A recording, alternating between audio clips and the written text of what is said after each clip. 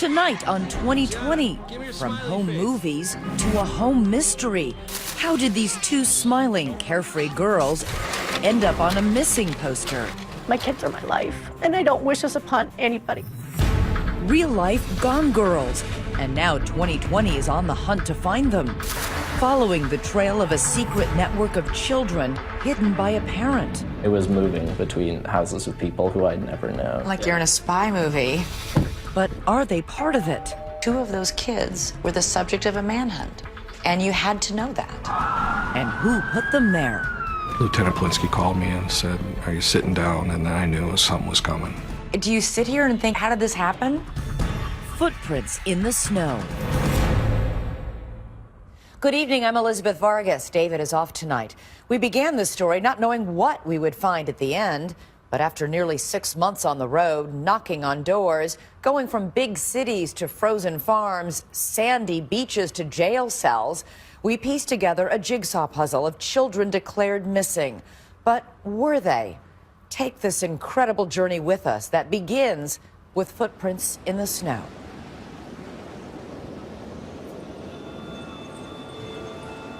It is 7 p.m. on a 30-degree April evening in the suburbs of Minneapolis. A spring snowstorm has blanketed the roads.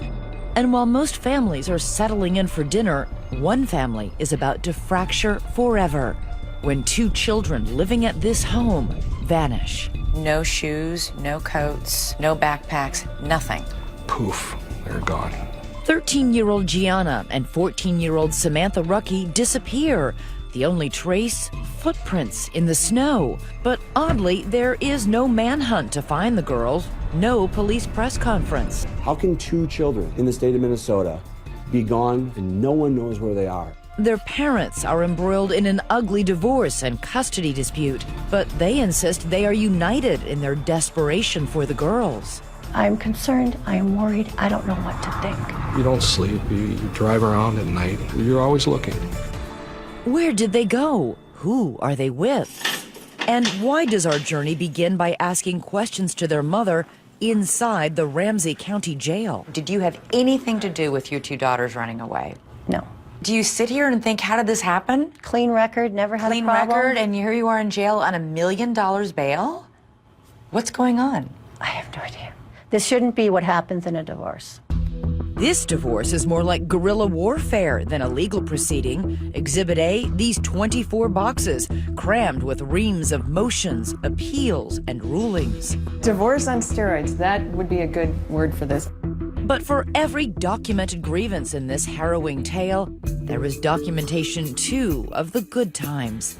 Look at this, Nick! You got 20 years worth of home movies featuring both the Ruckies in starring roles as an affectionate, feisty couple. You're figuring it out now? Shut up, it just ran out. And doting, loving parents to their 5 children. Dad, it's my birthday! Nico, Samantha, Gianna, Nia, and Gino. It sounds like a busy home. They are wonderful, it was my dream. I loved being a mom. They make their home in Lakeville, Minnesota, a suburb of Minneapolis. David ran a multi-million-dollar trucking business. Sandra worked as a flight attendant and eventually competed in local beauty pageants, using her nickname Sam. Good evening and welcome. Proudly representing Lakeville, I'm Sam Rucky. In her spare time, she likes cooking Italian, flying airplanes, and staying fit. But David agrees that family came first for Sandra. There's Mom. Hi, Dad. A loving, energetic mom. There was a bird flying, yeah. Oh, there it is. She was a great mom. Very attentive to her kids. Come on, Nico. Their oldest son, Nico, loves hockey and theater. He was my first, so of course he was spoiled. Hi, Nico. The 2 oldest daughters, Samantha and Gianna, are close and take care of their younger brother and sister. Samantha, she's beautiful, she's smart, she's outgoing. Gianna's very artistic, loves like animals. But this story is about what Sandra claims is not captured on home video. She says despite those smiling faces, there was a shocking, ugly secret in the family. Years of emotional and physical abuse by David. What would he do? Throw things, hammers at me, If he got mad, there was black eyes, there was broken ribs. We had to lock ourselves in the bedroom because we scared. We just didn't know how his behavior was going to be from one day to the next. During all those years during the marriage, did you ever take any photos, ever seek medical help? We had photos and we had police reports that prove it. And she claims David didn't just target her, but went after the children, too. How often did that happen? Once is more than enough. It happened a lot. After 20 years of marriage, Sandra says she reaches her breaking point and finally files for divorce. She says, frightened for her life, she also gets an order of protection against David. And then she calls police on him at least 20 times, claiming he continuously violates it. He broke into the house, came running up the stairs, jumped onto the bed that I was at, started choking me, and then took a pillow and started suffocating me. The children, now ages 8 to 14, remain in Sandra's custody and refuse to even see David, rebuffing all of his attempts to connect. It's your dad. Call me. I would like you to call me back. Call me. With his children ignoring him, his frustration mounts. He leaves this message after finding out his oldest son, Nico, dropped out of his longtime sport. Do yourself a favor. Get your ass back in hockey. The family court judge, David Knutson, appoints an advocate for the children and several therapists trying to facilitate a relationship with their father. But the children say they don't want one. David's oldest son, Nico, takes to Facebook, writing, "My dad is a bad person. He is abusive verbally and physically." Gianna and Samantha make audio recordings to support what their mother says. This is Gianna Rucky's voice. Being in the same house as my dad, things were really bad. He was abusive.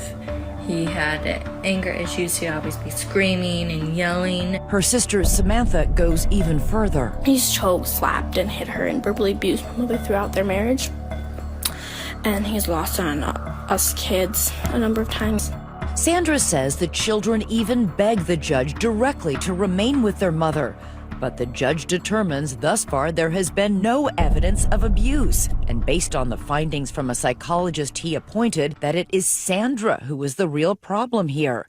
That the children are showing signs of parental alienation syndrome, meaning the reason the children are adamantly opposed to seeing David is not because he's abused them or their mother, but because Sandra has brainwashed them. I've never done anything but be there for my children. My kids are my life. This is where the judge takes a drastic and, for Sandra, devastating step. He orders Sandra out of the house and all 5 of her children removed from her custody. That's when everything happened. I lost everything. My whole life ended then. I had no money, no car, no children. I had nothing. How is this possible, Sandra? I don't know. All I'm told is it's a judge's order. There was no findings that I ever hurt the children, that I ever abused them, that I ever neglected them, that I ever did anything to them. David's sister Tammy becomes the children's temporary guardian. She moves into the Rucky home to take care of them, but the 2 oldest girls, Samantha and Gianna, are having none of it. They came in, they were looking at the house, and then they went upstairs, and when they went upstairs, I heard her ringtone, a music ringtone. And I thought, okay, maybe they have a phone.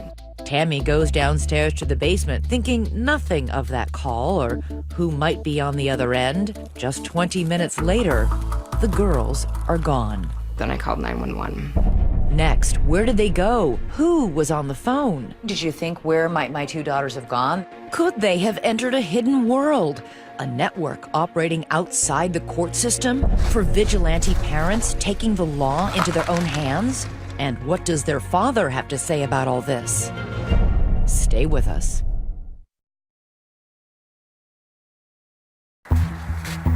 Normally, 2 teenage girls vanishing into thin air would be the top story on the local news. But that's not the case here in Minneapolis. There is no Amber Alert, no search parties combing the woods. Sandra, separated from her children by court order, says she finds out her daughters are missing from her attorney. What was your reaction? What any mother's reaction would be. I'm concerned, I am worried. Everything was going through my mind. When Sandra's ex-husband David finds out his daughters have disappeared, he is terrified. What was your biggest fear?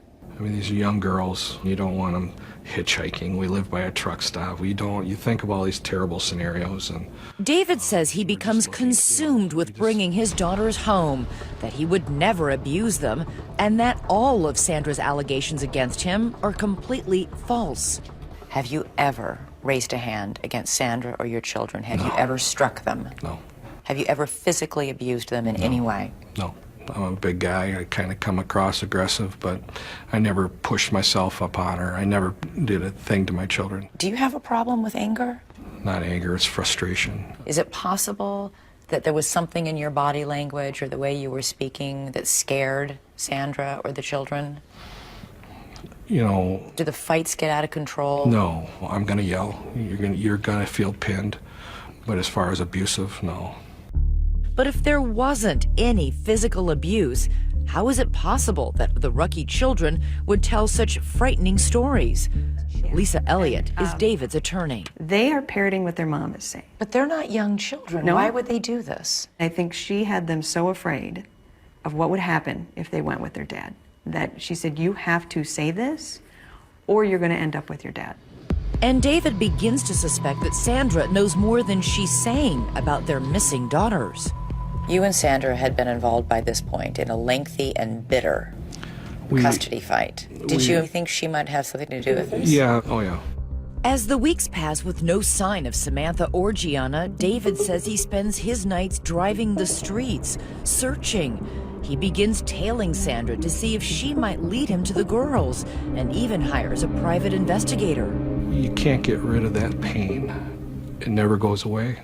My mother mostly would, say, prepare yourself. Prepare yourself for what? If you never find the girls. How? I couldn't stop looking. The same cannot be said for Sandra, who appears to go back to life as usual, hopscotching around the world as a flight attendant, popping up on Facebook at an NHL finals game, and lounging on a boat with friends. Did you call the police? I had an order not to contact the police. You have a right to contact the police Really? if you're a victim of a crime or if I you're have a court in order danger. from Judge Knutson that I am not to contact the police.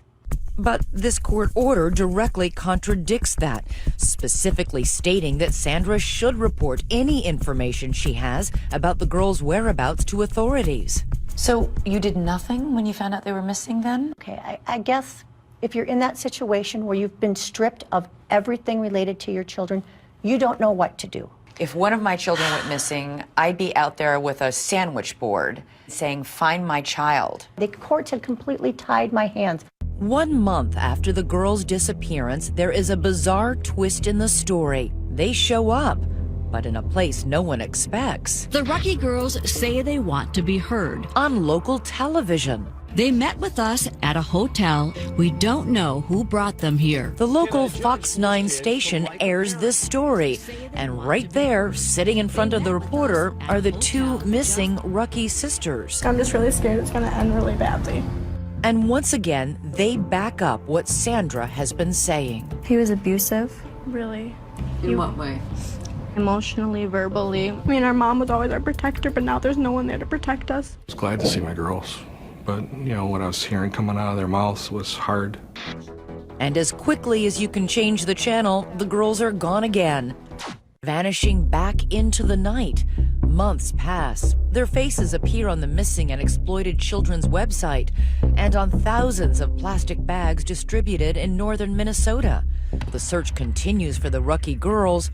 Their parents' epic divorce drags on until the judge finally makes his ruling. In a painstaking 60-page order, he drops a bombshell, awarding full custody of all 5 children to David, writing of Sandra's allegations of abuse that the court has not received any evidence to support her very serious allegations. He went on to say Sandra refused to cooperate with any of the professionals appointed in this case. For David, it is total vindication. 17-year-old Nico, 13-year-old Nia, and 10-year-old Gino return to their father's care. And while David works to mend his fractured relationship with them, his 2 missing daughters are no closer to being found. How were the three children reacting to the absence of their sisters? Were they worried? This was a big-time white elephant in the room. It just, you know, it was always something that was just there. The secret of what really happened to the Rucky girls holds for 2 alarming long years, until someone who knew that secret, someone who kept it, finally speaks up. You knew Sandra was lying. I thought she was, yeah. Well, you knew she was. And a secret underground network willing to defy court orders and hide children. We sort of pass messages. We use a lot of burner phones. Could this group hold the key to finding the Rucky girls? Stay with us.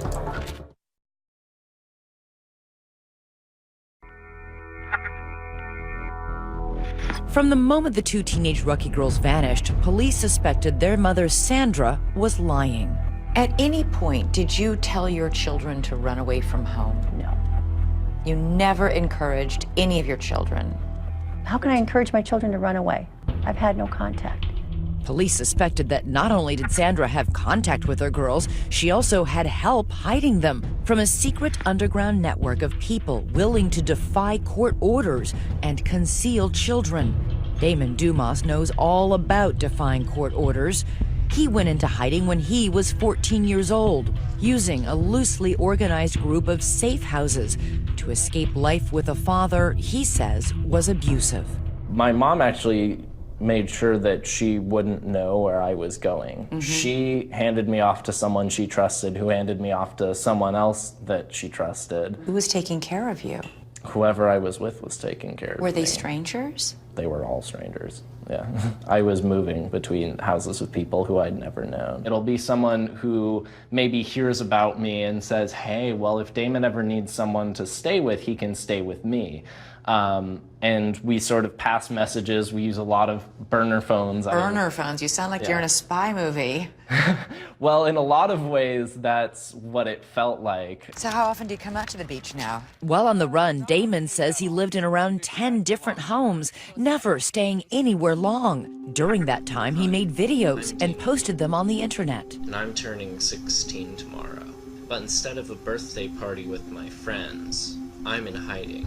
But this life in shadows came at a steep price. Did you go to school? Actually, I did not, and that's something that I sort of regret, because I ended up, when I got out of hiding, I had to go back a year in high school. What did you do with your days? I played video games. Honestly, I had no one to talk to. Were you homesick? Absolutely. Absolutely, every day. Those days turned into months, and instead of getting easier for Damon, life got more difficult. I called my mom and I said, I don't know how much longer I'm gonna make it. Because I was considering suicide at that point. It had been very long in hiding. In those videos, Damon discussed the abuse he says he suffered. I told police about this. I told psychologists. I even told a judge. And yet somehow it was all covered up in lies. Today, Damon is an activist working with an organization called the Women's Coalition.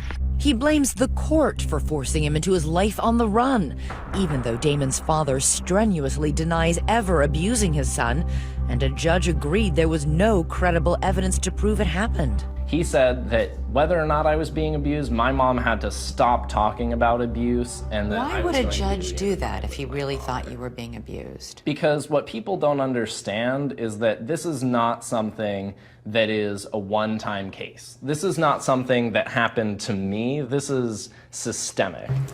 And the internet is teeming with videos of mothers who say they too have been victimized by family courts after they reported their allegations of abuse. As a mother, you try to protect your son, and that was my biggest mistake. Said I cried wolf when Children need to be believed. The courts forced my children to go on visitations. I am seeking justice. It is okay to protect our children. If you're a mother and you allege child abuse, your odds of losing custody are extremely high. Joan Meyer is a law professor at George Washington University who studies family courts. Her research has turned up some surprising and, in her mind, troubling results. If you raise abuse, especially child abuse, you've got to make a very strong case. If you can't nail it, not only will you lose custody, you may lose all access because the assumption will be that you have poisoned your child's brain with these ideas. Sandra says this is exactly what happened to her. So, did her daughters run away to protest a family court ruling like Damon Dumas? That's what Brandon Stahl, a reporter at the Minneapolis Star-Tribune, wanted to find out. On the 2-year anniversary of the girls' disappearance, he decides to write a story. I wanted to know if the girls were okay and if I could find them. He didn't find the girls, but he did find this man, Dale Nathan, a diminutive 81-year-old who has spent years working as an attorney in custody cases. Dale had his legal license suspended after he refused to reveal where one of his clients was in hiding with her child. He is a fervent supporter of Sandra. Dale is somebody who believes to the bone that the family courts in Minnesota are corrupt. The story Dale tells is a doozy. He says he was with Sandra on the night her daughters ran away. He says Sandra and he were driving around in Sandra's car when she took him to this field, just blocks away from the Rucky home.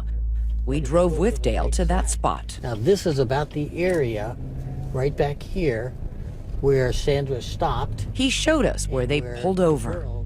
That's the one we want to take. So you stopped, you parked, you waited? And after about 20 minutes, the 2 girls came running across that little field. They got into the car, and then Sandra started driving. The 4 of them drove around back roads for more than 2 hours. She kept saying, oh, the Lakeville police, they're going to find us. And she kept telling the kids, get down in the back seat. During the ride, Dale says Sandra was frantically making phone calls. Apparently there was no plan, and she was making plans on the run. Dale says he knew that the children had already been taken out of Sandra's custody and that by driving off with them, she was breaking the law. Sandra was busy telling the police she had no idea where the girls had gone, and you knew Sandra was lying. I thought she was, yeah. Well, you knew she was because you were in the car with her. That's true. Right. You're right. So if you knew she was lying about that, why didn't you go to police and say, I know what really happened? I think Sandra was trying to protect her children. I wasn't going to betray that. Dale insists he couldn't help even if he wanted to. He doesn't know where Sandra ended up taking the girls. After hours of driving around with him, she dropped Dale off at a truck stop and then drove away with the girls still in her car. Last April, the Star-Tribune published Brandon Stahl's story, and one reader in particular was riveted. What did you think when you read the account of Dale Nathan? Dumbfounded. Or like, this is completely validates everything you suspected. Everything. At that point, we knew Sandy was involved. And now police know too. They arrest Sandra and charge her with 3 felony counts of deprivation of parental rights. She's thrown in jail on $1 million bond. But the mystery remains, where are the girls? 1 month after Sandra's arrest, there is stunning news. Lieutenant Polinsky called me and said, are you sitting down? And then I knew something was coming. Next, the Rucky girls found at last. But where have they been? Who took them in? We're on our way to find out. And you may be surprised by what we find behind this door. Stay with us.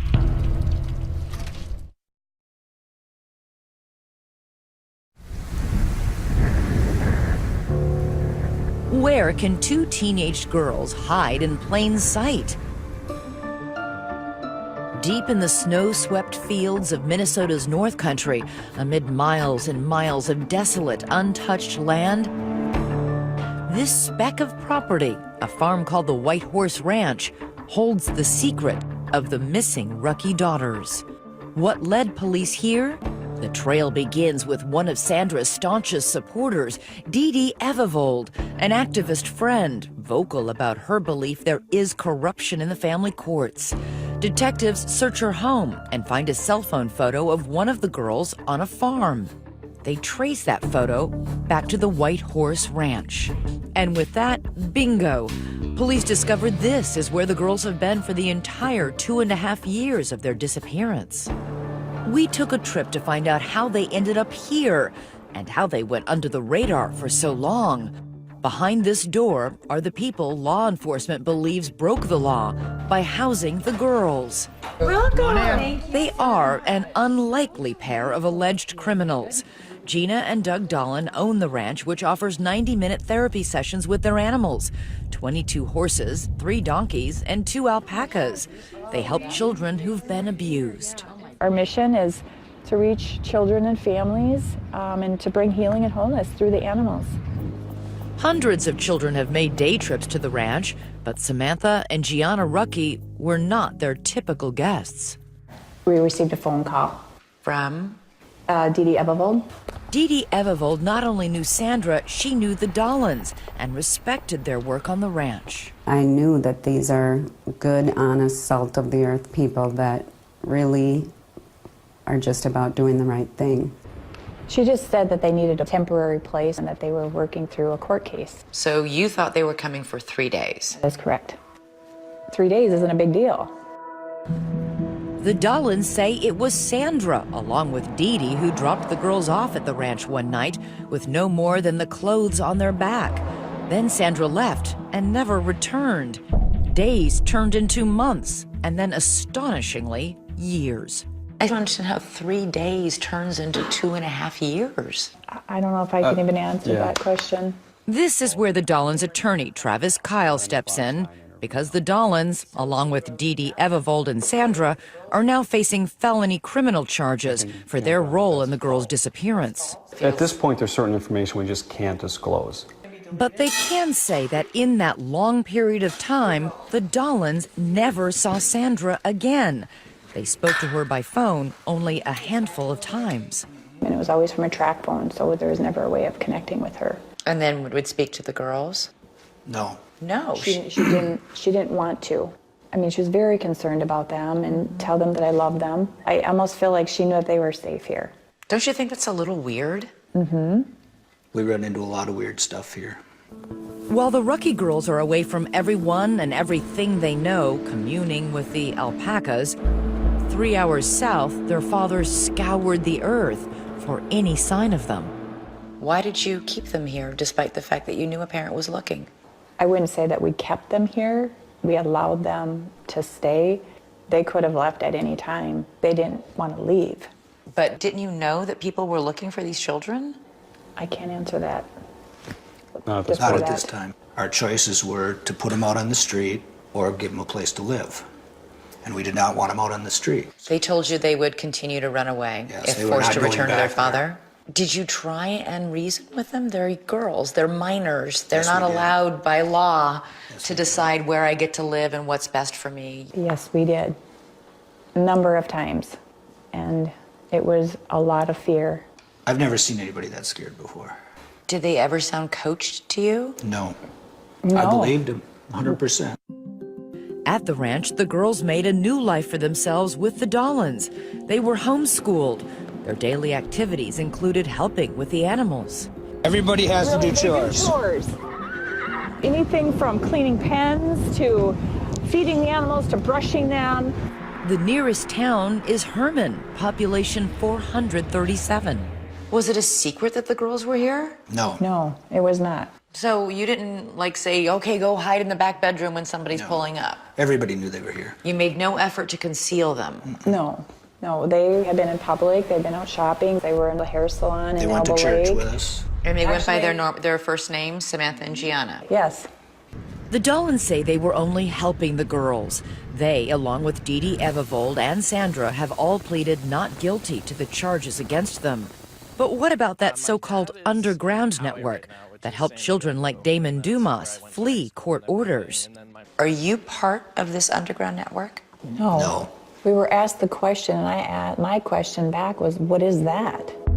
Last November, Doug looks out the window and sees Lakeville police and county deputies sitting out front. Police are simply following the trail from Dee Dee Ebevold's cell phone photo, not realizing the girls are actually there. I walked out and they told me that they were looking for the girls and wanted to know if I knew anything about them or their whereabouts. And I told them, yes, they're in the house. They were quite frankly shocked. The Dolans say the girls were devastated. Is that the last time you saw them? Yes, it was hard. So what would you say to them if they were watching this? We pray for them every day and we love them. And we want what's best for them, truly. But did they do what was best for them? David Rucky's attorney, Lisa Elliott, says absolutely not. Is it possible they were just good Samaritans trying to help? When the mother drops them off and doesn't come back for them, ever. For 2.5 years? For 2.5 years, I would think most people would at some point say, we need to look into this. So what happens when police take the girls from the farm? How does a broken family get pieced back together? When David finally sees the girls for the first time, it is not the reunion he imagined. Were you nervous? I ran out of the room. I started crying. I didn't recognize them because, you know your children. You remember what they sound like. You remember how they looked. I didn't recognize my daughters. The hard work begins of building trust with two girls who still fear their father. Samantha and Gianna said a lot of devastatingly terrible things about you, publicly. But again, they're in a fragile state. Do they still believe those things? I don't know. We don't get deep into things along that lines. We're moving forward. While the girls may not be recanting their accusations against their father, their big brother is. Coming up, I'm done playing a pawn. Sandra's own son is turning on her. And now that her supporters are revealing her role in the girl's disappearance, what will she say when we confront her? You sat right here and spent half an hour telling me you hadn't seen or spoken to your daughters. If you were lying to me about that, what else might you be lying to me about?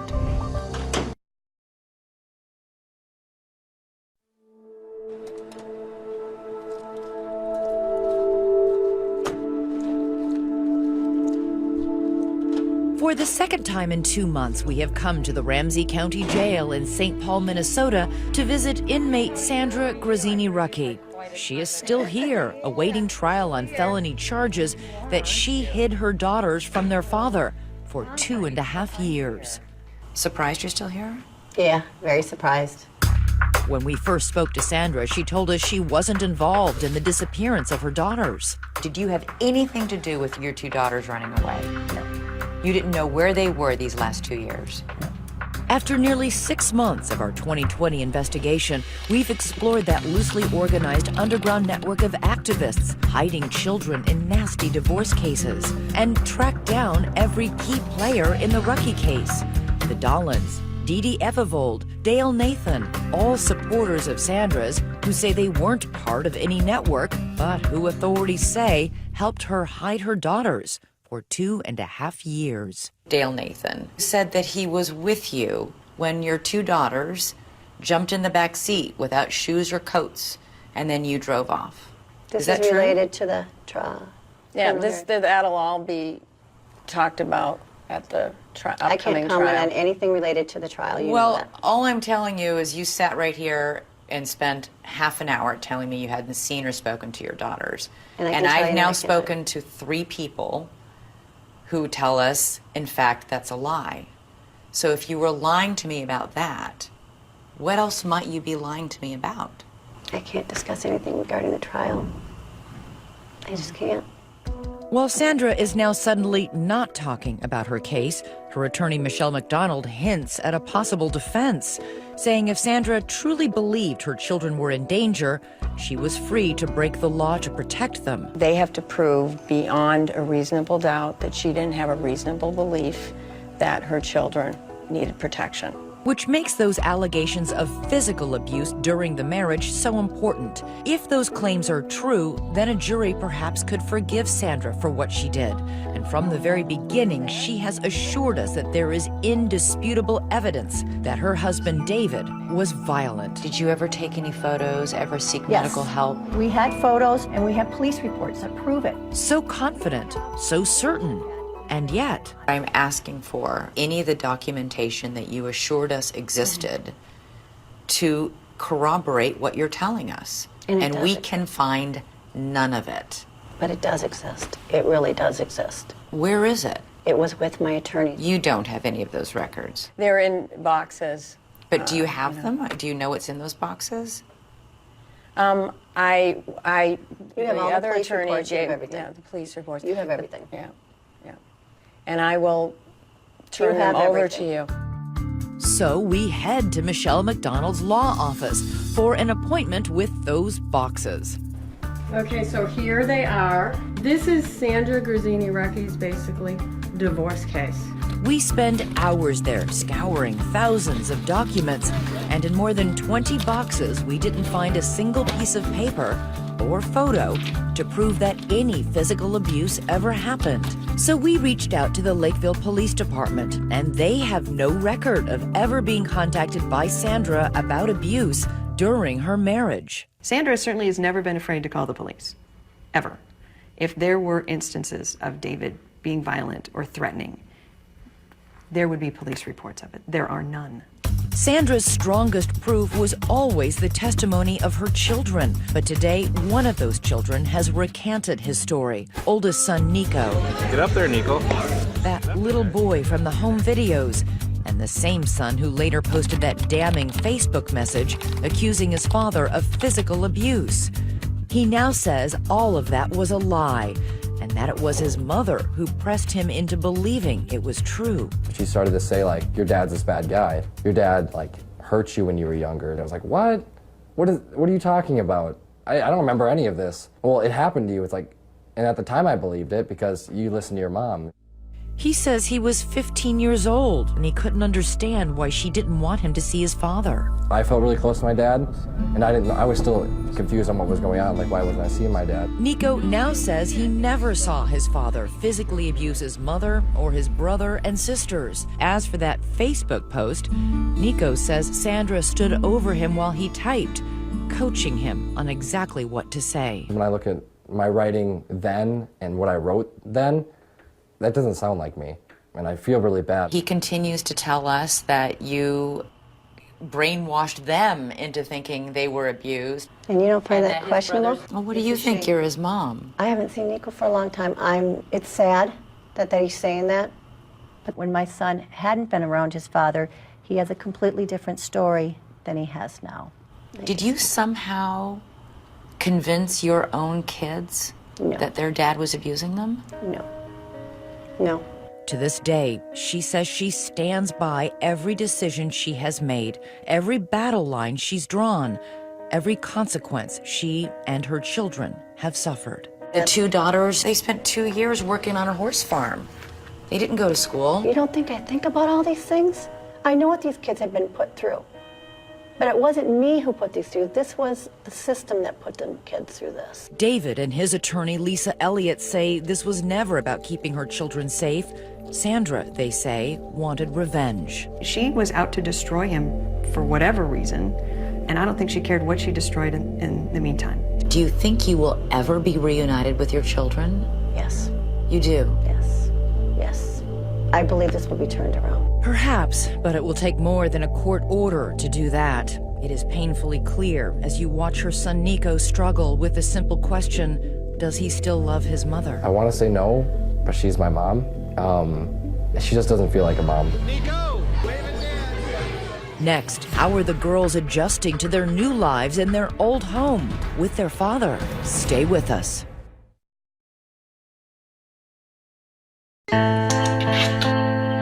It is a heartbreaking time capsule of a family that no longer exists. Happy New Year! Happy New Year! Oh my God, I haven't seen them in years. Where'd you find pictures? My babies. Sandra, are you making any comment today? Sandra is now out of jail. She was released in February after 130 days behind bars. I do appreciate the air and the sun. I will say that. But she says there was no cause for celebration. I'm in a prison without the bars, is what I'm in now. Because as part of her release, Sandra is not permitted to have any contact with Samantha and Gianna. She is allowed to see her other children with conditions. As for the girls, David says they are happy to be home and doing well. They rang in the new year and a new life together on their first family vacation in years. David asked us to obscure the children's faces to give them privacy. Samantha and Gianna are back in their high school and are getting good grades. Samantha has her driver's permit. And it might surprise you to hear how David sees his family's future. Will you fight her ability to see the children? This is my children's mother. It's important that they have a mother. Sandra is slated to go on trial this coming July. Let us know what you think about her claims and what the Dollins did at that farm on our Facebook page and Twitter. Use the hashtag ABC2020. Domestic violence is a serious issue, and there are many people, parents and children, who need help. If you know of someone who does, go to our website for a list of resources. And that is our program for tonight. I'm Elizabeth Vargas. For David and all of us here at 2020 and ABC News, have a great weekend.